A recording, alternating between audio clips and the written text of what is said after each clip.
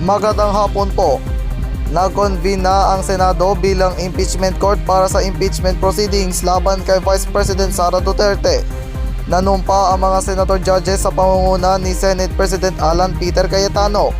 23 senador ang present sa sesyon, kabilang dito si Senador Robin Padilla na nakita sa unang pagkakataon matapos ang pag-alis ni Senador Bato de la Rosa sa Senado noong nakaraang linggo. Ang absent lang ay si De La Rosa.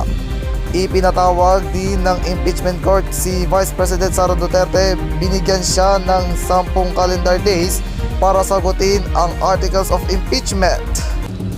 Mula sa ABS News, balitang katotohanan, balitang pinagkakatiwalaan, noon at ngayon, serbisyong kagapay. Ako po si Aljor Aquino.